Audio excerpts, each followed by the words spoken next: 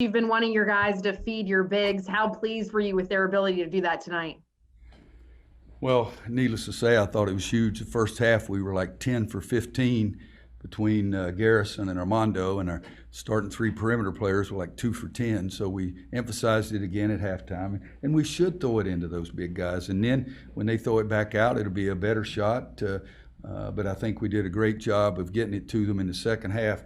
They had a difficult time handling our big guys inside, and I think that was a key point in the game. The other key point to me, Coach Robinson said, is that every time they made a run, we answered it, and I think that was a big thing too, because we can't shoot 4 for 17 from the three-point line and 7 for 14 from the foul line, but we luckily got by today because they didn't shoot it much better at 6 for 15. Andrew Jones. Hey, Coach, Tony and Johnson were combined like 15 points. What did you guys do to keep them from being anywhere near their averages, and how big was it for you to not have another guy go off? Yeah, that was big. I think, Andrew, what you said there at the end, we've been letting guys set career highs against us. But against Pittsburgh, Johnson is one of the two focal points we talked about. The other was no doubt about it, Champagnie.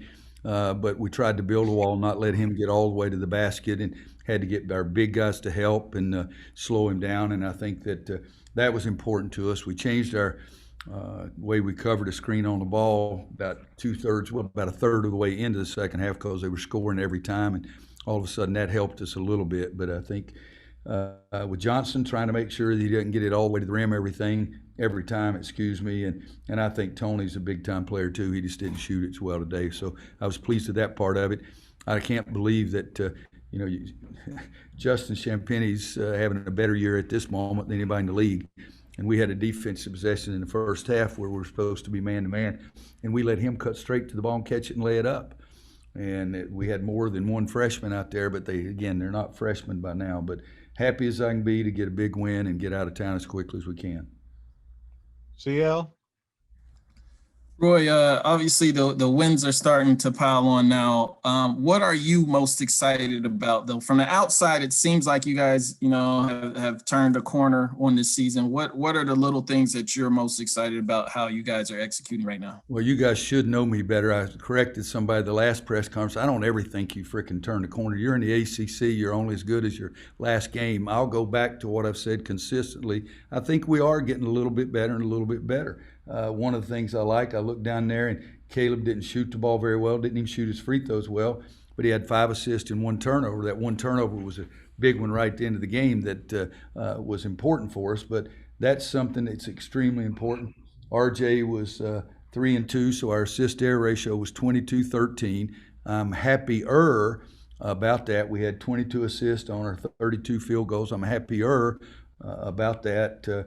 We had 37 rebounds to their 29. So there are a lot of things that please me, but there's no way in the world I'm going to say we've turned the corner. I mean, we are getting a little bit better, and the day if we're lucky enough in this lifetime or my next one that we're playing for the national championship, I'll tell somebody, yeah, we've turned the corner. We're pretty good. JB?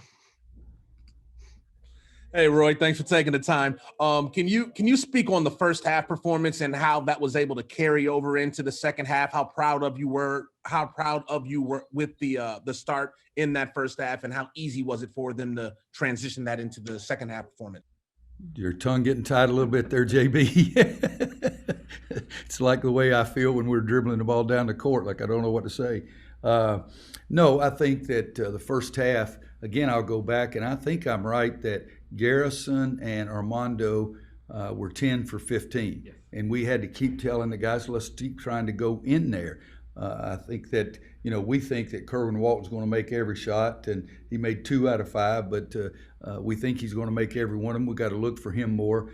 Caleb made a big 3, and then yet Caleb goes to the free throw line and misses both foul shots, but we get a tip out, and then he goes in and scores the layup. So, yes, I'm getting happier with them. I'm getting more proud of them because it's a hard league to try to get everybody together on the same page, because every night is a battle. But I do believe that, I'll say it again, that we are getting a little bit better and a little bit better, and hopefully we'll keep that going on our practices the next couple of days.